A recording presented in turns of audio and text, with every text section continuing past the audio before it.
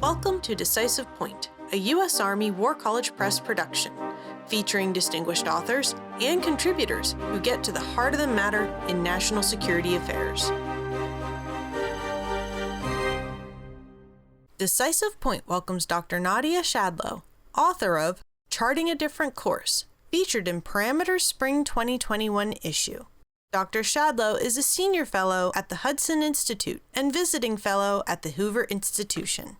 Hello, Nadia. Thank you for joining us this morning. And I'd like to talk a little bit about your article for our 50th anniversary issue. In it, you mention the failure of what you call liberal convergence and the unipolar moment. I wonder if I could draw you out a little bit more on that. Elaborate on that point, please, for our listeners. Sure, Tony. It's great to be here. Really, what I talk about are that we had four illusions that were these illusions that existed in the post-Cold War period, and that they were leading us to make some of the wrong policy decisions. So I wanted to highlight what these illusions were so that you could go forward and maybe develop and craft more effective policies. Basically, one of these illusions was that we were converging toward a liberal democratic order, and that by opening up the World Trade Organization, the WTO, to China in the early 2000s, 2001 to be exact, that it would become a responsible stakeholder in the system, meaning it would be part of it and would also be merging toward liberal democracy. And that really wasn't the case, and we found that out several years ago, although many people were worried about that for quite some time. The second illusion related to that was that we could depend on multilateral institutions to meet many of our economic and security interests. And that also wasn't the case, because within these institutions, you had states that were vying for power and control of those institutions. A third illusion was that the United States would remain dominant militarily, sort of that unipolar moment that we would dominate militarily across the land, sea, space, but that was not the case. We had lost that military dominance. We were contested across all of those domains, and technology really accelerated all of that. And then fourth, there was an illusion that technology would be good for democracies and good for the individual, and I think that we found that that's actually questionable. Technology has been used to great effect by authoritarian powers to control their citizens, and in my view, it's going to present real challenges to democracy. So those are sort of the four main ideas that I tried to convey.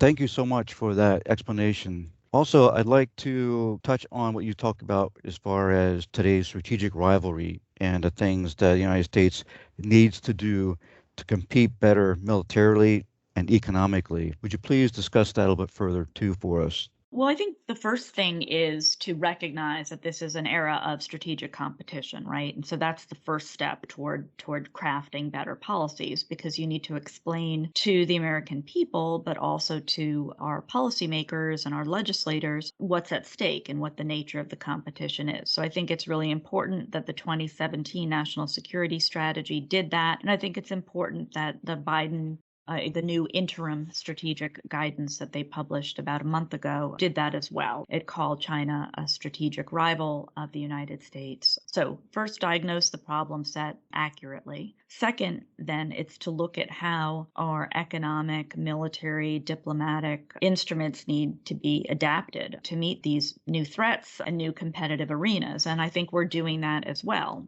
After the 2017 strategy was published and put out there, lots of changes started to happen. There were efforts to protect American interests, things like ensuring that China and other countries were not coming in and buying up important American companies that had important technologies. That's broadly known as strengthening CFIUS, which is one of those Washington acronyms, but it's an investment committee that ensures that important companies and even strategic locations in the U.S. are not being bought up by competitors or adversaries. So there were a whole host of measures that I put in the defensive basket. Improve our defenses, stop intellectual property theft, ensure that graduate students at American universities who are from other countries are not exfiltrating important intellectual property that they shouldn't be doing, things like that, a whole host of defensive measures. And then there's also the proactive measures about how do you strengthen American capabilities? How do you ensure that our military can develop the necessary deterrent and other capabilities to operate in these contested environments? How do you ensure we have the right people in the right places? All of the discussions about STEM and how to improve STEM, which we've been talking about for over a decade now.